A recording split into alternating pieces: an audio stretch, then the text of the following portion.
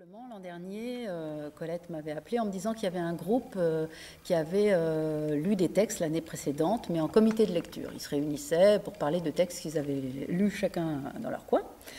Et ça avait été très intéressant, mais il leur manquait d'entendre les textes pour pouvoir en parler, pour pouvoir en discuter. Donc c'est un peu un prolongement de ça. Et petit à petit, ça s'est ouvert à d'autres personnes. Donc l'objectif, c'est de parler de textes qu'on aurait découverts, mais de les découvrir en lecture à voix haute. En lecture, ce que j'appelle moi, en lecture au débeauté.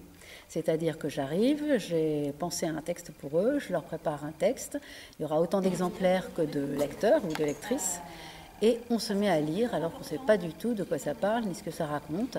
Donc c'est un exercice bien particulier, il faut être vraiment à l'écoute, être bien en énergie. Et on lit comme ça à voix haute, on découvre le texte. Mais il y a aussi d'autres participants, c'est-à-dire ceux qui préfèrent ne pas lire, qui n'ont pas forcément envie de lire, ou qui liront à une séance et qui ne liront pas à l'autre, et qui écoutent, et qui découvrent la pièce. Voilà. Pas nécessairement, ou d'ailleurs la plupart du temps, des textes inédits. Alors oui, tu as raison de le préciser. Ce sont des textes qui peuvent être inédits, qui peuvent être édités. Il faut que j'ai l'accord de l'éditeur quand c'est le cas. Ce sont des textes que j'ai pu découvrir à travers différents comités de lecture auxquels j'appartiens.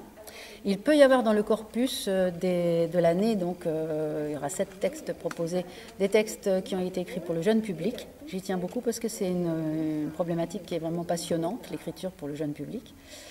Et c'est pas parce qu'on écrit pour le jeune public qu'il n'y a pas de rôle pour les adultes, justement. Donc voilà, ce sont des auteurs vivants et des textes que je trouve, moi, intéressants pour différentes raisons.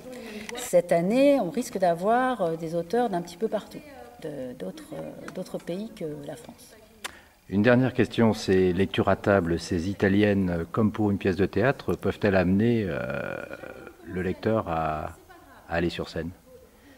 Ah ben ça, après, moi, c'est pas moi qui suis, mais je pense qu'effectivement, ce que tu soulèves, c'est qu'il y a des tas de raisons pour lesquelles les gens peuvent venir. L'an dernier, c'est ce qui s'est passé. Il y a les gens qui pratiquent du théâtre en amateur, c'est juste pour lire et puis pour découvrir des pièces et qu'après peut-être ils monteront, d'ailleurs, pourquoi pas.